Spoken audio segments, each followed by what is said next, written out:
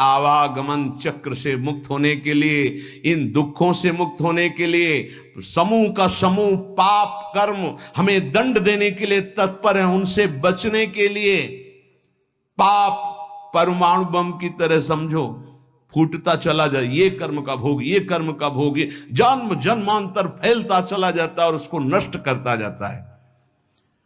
कोई पूछ रहा था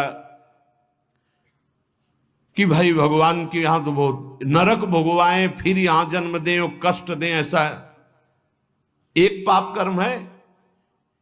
अगर इस सृष्टि में भारत में तुम एक कोई पाप कर्म तुम्हारा प्रकाशित हो जाए कि एक हिंसा की, एक बेविचार किया, एक छेड़ा, तो उसकी सजा देख लो जाके कानून में। बोले 20 वर्ष की जेल और 1 लाख रुपया जुर्माना। इसके बाद जुर्माना क्यों, जब उसको सजा दी जा रही है तो जुर्माना कैसे दे? उसको तो सजा दे दी। नहीं, कानून है, ऊपर से है जुर्माना। तुमने ऐसा किया 7 साल की जेल, 50,000 जुर्माना देना पड़ेगा। ऐसे ही नरक भोग और इसके बाद पुनः तिर्यक योनियों में जन्म और उसका दंड, ये जुर्माना। खेल तमाशा समझो। लाखों पाप ऐसे हैं जो तुम्हारे प्रकाशित नहीं हुए, हमारे प्रकाशित नहीं हुए। अगर भगवान की प्राप्ति नहीं होगी तो एक एक सेकंड के कर्म का भोग भोगना पड़ेगा।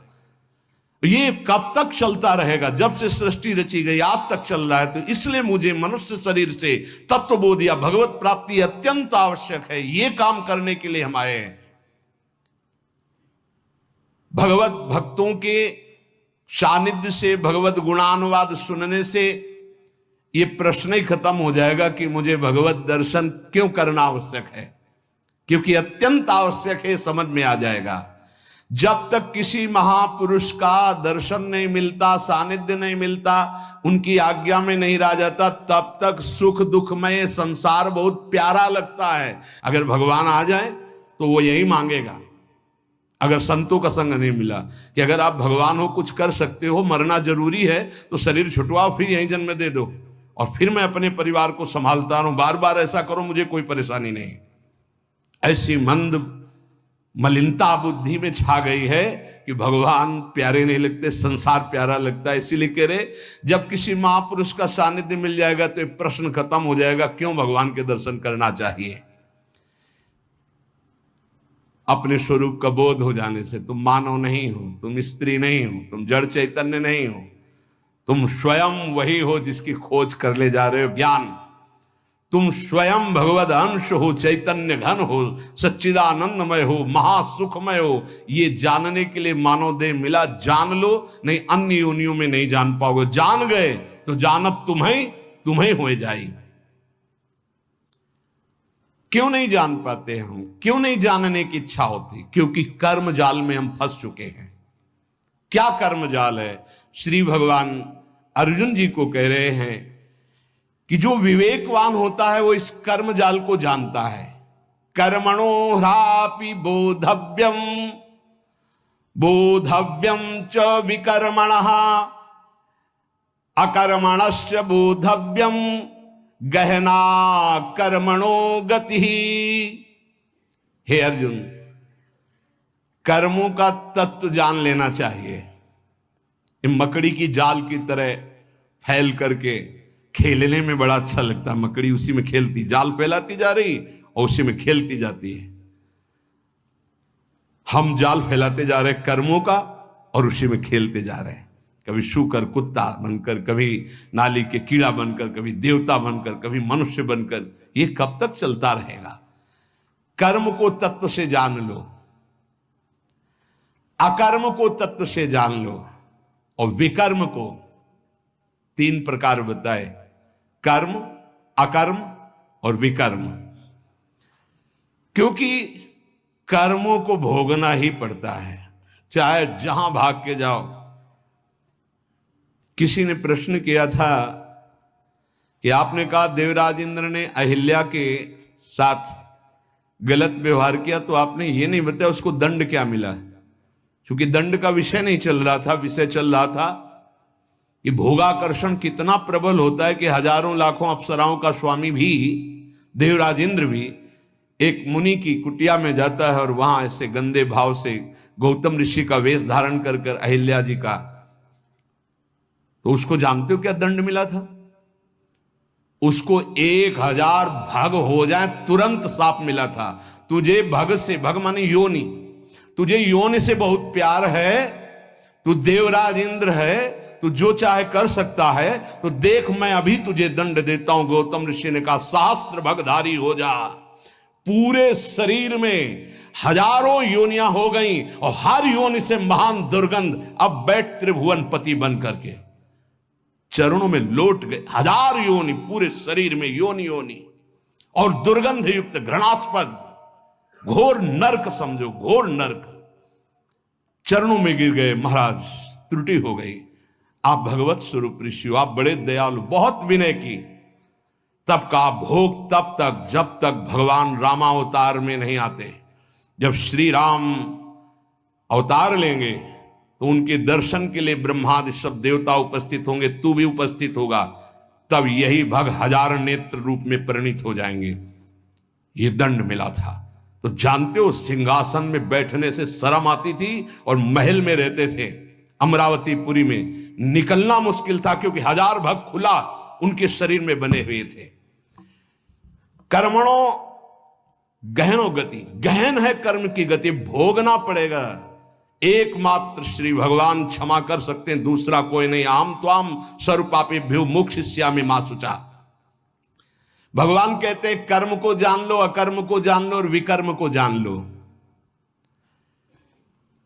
वैसे अंतःकरण के भाव के अनुसार एक ही प्रकार का कर्म होते हुए 3 भाव हो जाते हैं, कर्म, अकर्म और विकर्म। सकाम भाव से ही सब कोई कर्म करता है, ध्यान रखना।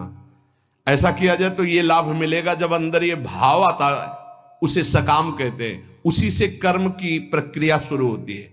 कोई भी कर्म करे, ध्यान देना, बहुत सूक्ष्म विषय है, तभी समझ पाएंगे। भगवान स्वयं कह रहे कि बहुत गहन है कर्म की गति को जानना। कोई भी कर्म तब होता है पहले सकामता आती है, ऐसा करने से ये लाभ मिलेगा, ऐसा करने से ये फल मिलेगा, ऐसा करने से इतनी उन्नति हो जाएगी, ऐसा करने से ये सुख मिलेगा। अंदर लाभ, सुख, उन्नति, ऐसी भावनाएं अंदर बैठती, तब हमारा कर्म होता है। बिना इसके कर्म हर प्राणी से नहीं होता, सबसे ऐसे ही कर्म होते हैं। जनसाधारण से कोई भी व्यक्ति नहीं है जो बिना कामना के कर्म करता हो। पहले कामना जागृत होती, फिर कर्म होता है। मैं ऐसा करूंगा तो ऐसा, चलो चलते हैं अमुक तीर्थ, चलते वहां उगाहन करेंगे, पाप नष्ट हो जाएंगे, पुण्य बनेगा। पहले फल सामने लाया जाता है, फिर कर्म की भावना होती, उसे सकाम कर्म कहते हैं। सकाम कर्म मनमानी नहीं, शास्त्र आज्ञा के अनुसार किया जाए तो उसे कर्म कहते हैं। अगर मनमानी हो गया तो उसे निषिद्ध कर्म कहते हैं, पाप कर्म। शास्त्राज्ञा के अनुसार किया जाए तो वो कर्म कहा जाएगा, कर्म को भोगना पड़ेगा। ध्यान दीजिए, शास्त्राज्ञा के अंतर्गत सकाम भाव के द्वारा किया हुआ कर्म कर्म कहा जाता है और कर्म भोगना पड़ता है। अकर्म ये सिद्ध पुरुषों के द्वारा होता है। अकर्म माने भुना हुआ चना, बीज बोया गया लेकिन जगेगा नहीं, कर्म हो रहा है लेकिन उसका फल नहीं होगा, वो बंधन कारक नहीं होगा। क्यों नहीं होगा? क्योंकि फलेच्छा का त्याग, शरीर और संसार की ममता का त्याग और आसक्ति का त्याग, अर्थात निर्लिप्त महापुरुष के द्वारा जितने कर्म होते हैं वो सब अकर्म होते हैं। वो आगे उनको भोगने नहीं पड़ेंगे, निर्लिप्तता पूर्वक। वो निर्लिप्तता पूर्वक अगर शास्त्र विधान के अनुसार युद्ध है और वो काट रहे हैं लाखों को, तो एक की भी मारने की हिंसा उनके ऊपर नहीं आएगी। विषयान गृहणंतु मुंचन्तु वा, वो निर्लिप्त महापुरुष। अकर्म उससे होते हैं। कर्म करते हुए भी कोई कर्म बांध नहीं सकता ऐसे महापुरुष को जो निर्लिप्त है, ना फल की आकांक्षा है, ना ममता है, ना आसक्ति है, उसके द्वारा किया हुआ कर्म अकर्म हो जाता है। बहुत सुंदर भगवान विवेचन कर रहे हैं। दूसरा है विकर्म, ये बड़ा भयावह होता है। दूसरे का अहित की भावना रखकर जो कर्म किया जाता है, दूसरे को दुख पहुंचाने की भावना से जो कर्म किया जाता है, अंदर भाव है दुख पहुंचाने का, दूसरे का अहित करने का, दूसरे का अमंगल करने का, उसे विकर्म कहते हैं। इसका बड़ा भयानक दंड होता है। और शास्त्र जिसे निषेध करता है, ये नहीं खाना चाहिए, नहीं पीना चाहिए, नहीं करना चाहिए, उसे निषिद्ध कर्म कहते हैं। वो भी विकर्म के अंतर्गत आते हैं। इनका भी बड़ा भयावह दंड होता है। कर्म भी दंड देता है, भोगना पड़ता है।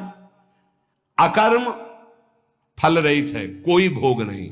विकर्म भी भयानक दंड देता है और निषिद्ध कर्म भी भयानक दंड देता है। अकर्मणस्य बोधव्य, जो अपने स्वरूप का बोध प्राप्त कर लिए है, वो समझ रहा है कि प्रकृति के अंश शरीर से गुण के अनुसार प्रकृति में चेष्टा हो रही, मैं करता नहीं हूं, ये बोध का विषय है। वो निर्लिप्त हुए सब कर्म शास्त्र सम्मत हो रहे, कोई भी कर्म का फल उसे बांध नहीं सकता।